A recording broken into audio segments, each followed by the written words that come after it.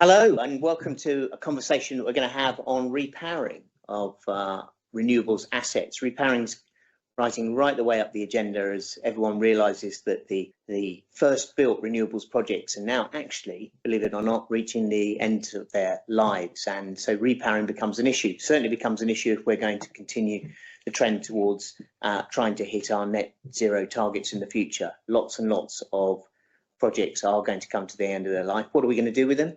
Are we going to repower them, put new projects on those sites? I'm delighted to be joined by Ros Harris, sitting alongside me here, and Lauren Winters from our Edinburgh office, both in our real estate department, both work alongside me on a whole host of renewables projects, including repowerings. And so thank you for joining. I suppose my first question is, if you're a developer and you're looking at a repowering project, there must be a temptation to think, well, this on the real estate side should be relatively easy. The real estate is there, the project is there, you've got to take down and I want to just put a new one up. Is it that easy? Is that the case? Ros? Never entirely that easy. Okay. The obvious answer. I mean, the first thing to say is that as a tenant, you know, the existing incumbent tenants, you are in a good position. And in particular, I mean, obviously your relationship with landowner is key. So if you're a tenant in situ, you have a good relationship with your landowner, everything's running smoothly under the lease and you've got good communication, then you're in a very good place to start off. And we would generally assume that you'll be thinking about repowering whilst you're well within your current lease term. So there's a strong advantage there in that if you're within your current lease term, you're starting to think about repowering, you're in a good position to go and have those conversations with the landowner. And in particular, if you, for example, you're going to need to go off and get new planning permission, at the moment, realistically, you're the only party that can do the necessary site investigations and so on that land. So you're definitely in a strong position to start out with, but it's never quite as simple as just saying, well, I'm on the land already and therefore I can just repower. So you might have, for example, you may well have the right to renew your lease, so to tag on some additional years to the end of your current lease term and enter into a new lease for that. But you definitely need to think about, for example, on a wind repowering, there's a real difference between asset life extension, which is, you know, extending the life of your current assets, and that might well work with just a renewal lease, or a proper repowering where, with a wind lease, your demise is generally the areas around the turbines and the equipment that's actually on the ground. So if you're repowering, you know, the first thing you need to think about is the fact that actually your red line lease demise is almost certainly going to change, because you'll probably be bringing down the number of turbines, moving them around slightly. So you will, you know, there are always changes that you're going to be making within your lease. Because that's quite important, isn't it? Just taking it back to its basics again, is in the sense that we flippantly talk about real estate, which of course is absolutely crucial to any renewables project. But the lease that you have for the current project will be time constrained and relate to that project. Yeah. So you're almost certainly going to need to negotiate with the landowner again for a new lease or an extension to the existing one, and the sites and the location of, if it's wind turbines, I guess if it's solar panels, so same type of thing. Okay, so look, I know that both of you, Laura and Ros, do a lot of landowner work as well as developer work, and make a point of doing so. That must give you a good insight into what the landowner mentality is around repowering. What's going through their mind if they're approached about a repowering? I think if you're on the landowner side and you have a current tenant who wants to repower, the first thing is it's the first point that we mentioned at the outset, is what's the relationship like with that tenant and how have things been going under the lease, because that is immediately going to set the mood for any future negotiations. How happy are you with the current position and the current tenant? And then, you know, you're looking at long-term uses of the land, and lots of landowners at the moment are looking very closely at long-term uses of their land in particular, you know, in view of the recent budget. But so I think you're looking at what's the commercial proposition under the new lease. So how is any rent going to be impacted? What does this new project look like? And also critically, what's the impact on the retained land? So if it's a, you know, if it's slightly simpler, I suppose, if you have a solar lease, for example, because solar is slightly simpler than wind, for example, in that there is a clear red line, and that area is effectively taken out for the project, and you're likely to have, you know, various rental streams, but including an acreage rent. But with a wind lease, for example, what use can the landowner have of the surrounding land? What ongoing land use can they still make of that? And also where you have, for example, biodiversity net game requirements, habitat management, that kind of thing, is there a role for the landowner to play in that? So is there any kind of collaboration available? Can the landowner take on maintenance contracts, for example, if they would want to? But yeah, so I think very much about evidently the commercial proposition, but also, you know, the relationship with the tenant. Okay, and I suppose if a new, I mean, there's no guarantee, I suppose, that the old developer is going to be the person that repowers, either because they don't want to, possibly, if you haven't maintained, I guess, good relationships with the landowner. It may be that they want to put it out to tender and get a new developer in. I suppose, joining you in, Lauren, up in Edinburgh, if a new developer comes in, you've got this issue with the, I guess, or if a new tender process is being launched, you've got this issue about potentially agreeing a new lease of the same area or similar area and the old lease. Are there any things to consider in terms of the overlap and how that works for a period of time? Yeah, absolutely. So you need to think about just that. How is any overlap going to be managed? Are you potentially going to have somebody on site decommissioning while somebody's wanted to come onto the land and look to construct things out? How are they its basic form, are they using the same access road to go up and down? How is all this going to work in practice?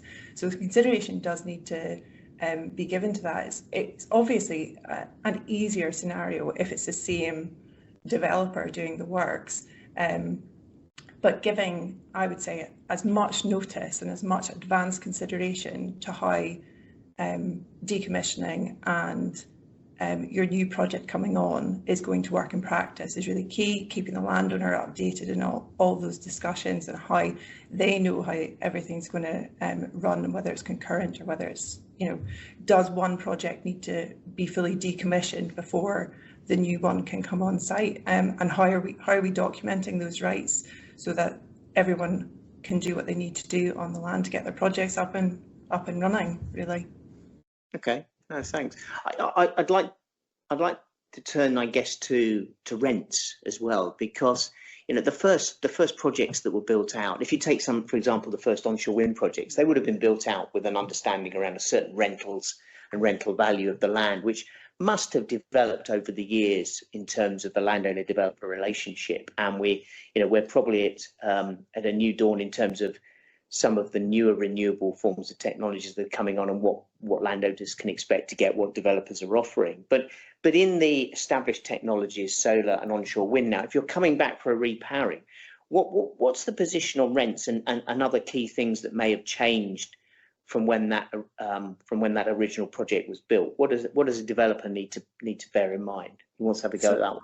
Yeah, go ahead. I think what if landowners, the situation has moved on quite a bit. I think from the early projects where everyone was finding their feet with everything, we're now in a situation where landowners are very familiar with these projects, and I would say a lot more savvy, and are probably going to be appointing agents to look at the rents, and also look at the rents for the lifetime of the project really, really closely. So they're going to look at the rental structure. So we see quite often some projects coming across the desk where there's rents made up of lots of different strands. So you might have a construction rent, you might have a base minimum rent, you might have gross income rents, you could have decommissioning rents. But with everything, with rent, as you would expect, it's a commercial decision, it's a commercial negotiation between the parties. Obviously, in a repowering, if you're an existing tenant, then you might get away with, you know, continuing the rental, perhaps with a slight uplift, but ultimately it's a commercial negotiation between the parties as to what is documented going forward. The other thing I would say that feeds in quite neatly into the rent is and Ros has touched on this already a little bit, is landowners are really looking very closely at how their land is used. So not just for your project, but are we restricting them from doing another project at another part of the site?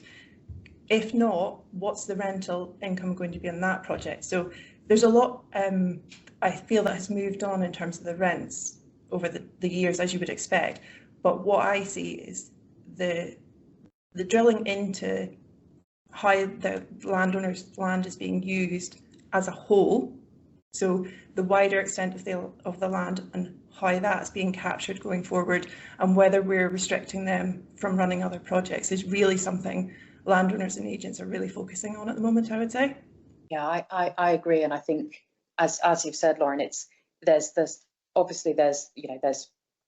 with rents, I think we see it increasingly complex rent structures, I would say, with lots of different rental streams. But also, exactly like Lauren said, I think landowners are very attuned now to the impact of the project on the wider land holding, and not just the lease demise. So it's about any restrictions that are being imposed, but also landowners are understandably wanting to get as much information as an early stage as they can about, for example, where your access might go, where your cable route might go, and they are I'd say there's a much bigger push to really look at the plans that are being provided and saying, okay, we do own that land, but do you really need to tie this up in your blue line? And is it really necessary for the project, or can we have a more realistic blue line for the for the project itself, to curtail the extent of the area that you might need rights over or put restrictions over, and looking at what kind of areas you might need for habitat management, that kind of thing. And that's one of the things that I think can really help with negotiation, actually, is applying a practical eye to your plans and saying, are we being realistic with the area that we need? Because obviously you never want to give up anything that might be required, but if there's a bit of land that actually, if this landowner didn't own it, you wouldn't even be considering it within your project, and you're realistically not going to use it, and you take that out of your lease plan, for example. I suppose that ties in as well, doesn't it, to, since these first projects were built and now in any repowering, I would say the majority of the renewable energy projects that we're seeing coming forward from developers now probably have an element of co-location attached to them, or at least future proofing for co-location, whether it's battery storage, hydrogen, whatever. So that's something that people are going to have to get their heads around as well, and has a different dynamic for the use of the land, I guess. Yes, absolutely. And I think co-location is a really interesting one from a land perspective, because one of the questions we will often ask right at the outset when there is a potential co-location is, to what extent are we looking at this as one project, or do we need to consider it as potentially two projects down the line? Because if you have, co-located a solar and battery, or wind and battery, for example, are they always going to remain as one project, or are you really viewing them as, I've got a battery project and I've also got a solar or a wind project? Because if that's the case, and you might be dealing with them separately in future and splitting up ownership of them, then you need to think really carefully about how you're going to structure your grid. And I think the earlier you can think about that, the better, because there are ways of structuring your docs so that you can make sure that you could split out those two projects in future. And each project will have the rights that it requires, and the necessary protections, and rights to connecting to substation and so on. But it's much easier if you do it from the outset. Yeah, and also if you're thinking about that if you've an existing project and you're thinking about that as something you might want to do in the future, it's really key to have those discussions with likes of ourselves quite early on, because your existing project documentation might not be sufficient to allow you to run co-location as it's set out at the moment. So for example, your existing lease docs might be sufficient for one technology, but not allow you to do a battery on it, because that might not have been envisaged when you put the project in place. So we might need to do a variation of a lease to make sure that, for example, the permitted use is a big one. Does that actually allow you to do battery storage if it's a wind or a solar project? Probably not in most scenarios, the older the project is. The other thing we need to think about is, are there any restrictions in the lease that stop you doing this? And we can work with the documents and vary them, or we could start again and do a new lease. So as Ross says, having these documents looked at an early stage is really key. We also, if there's going to be shared infrastructure, we just need to give that some thought and how that will operate in practice if projects are split down the line. So yeah, it's with everything on this, it's just so key to start thinking about it as early as possible. I think a lot of people would be saying that when it comes to repowering. I suppose, but finishing up then, I mean, one of the things that developers will often say is that when it comes to the original projects and new projects, it's always a challenge in terms of timescale and agreeing the land holdings and the land rights with a landowner. It always, in the developer's mind, seems to take a lot longer than they ideally want. Both of you, I know, have experience from both sides of landowner and developer, and I know that we here have tried to put in measures to try and speed things along and have some tips around that. Can you just give us the benefit of some of those tips or ideas, because I think that would be quite useful? Yeah, absolutely. We have a handy getting deals done. Yeah. Kind of tips sheet for development projects. I think there are a number of things that you can do to help smooth these projects through. I mean, firstly, obviously your developer is going to be using a set of solicitors who are going to be very familiar with energy projects. Having a landowner solicitor who is engaged and is experienced in energy projects is very helpful, and who can commit to timescales in terms of turning around documents. I think what we found really helpful is agreeing right at the outset what the milestones are, what the timescales are that you're working towards, and baking in right from the outset, a kick-off call, for example, just to bring up the docs on screen, get everybody on board with the project, know where they're going, and what we're trying to hit in terms of timescales, particularly at the moment when timescales are so important around things like grid. And I think being as practical as you can, so showing those plans on screen, making sure everybody is thinking about this as this is a tangible project that we are working together to bring forwards, I think is very helpful. And often that kick-off call is very helpful for flushing out anything that may be particularly important to this particular landowner for that particular bit of land, but not something that's apparent just from the face of the documents. So I think booking in target dates, all parties calls along the way, and also, as we touched upon earlier, having a think about the practicalities, and are you presenting as a developer a reasonable and practical lease plan or option plan, for example? Are you tying up land unnecessarily, or can you present a really kind of reasonable picture from the outset of, look, we've thought about this, and this is, this represents something that's actually realistic and what's needed. But I think agreeing targets at the outset is just very helpful. Yeah, I would agree. And just like getting on calls with each other, and you learn so much about what are key issues for landowners and developers, and everyone is there to get the deal done and get it through. So keeping dialogue open and being able to just discuss issues in a sensible manner goes such a long way. And just I think if you can get everyone on calls and just run through the documents like Roz says, it's just so helpful. Everybody wants the deal done at the end of the day, so it's just a case of working together to get it through. Brilliant. Okay, well, look, I'd like to thank you both very much indeed. Thanks, Lauren. Thanks, Roz. Thanks. That's really useful in terms of our repowering series. If you would like to know more about our repowering series, if you'd like to hear more about what Lauren and Roz got to say, get in touch with either of them or myself through our website. You can also see this and our other repowering recordings on our website or through our YouTube channel. And we will see you for the next one. Thank you.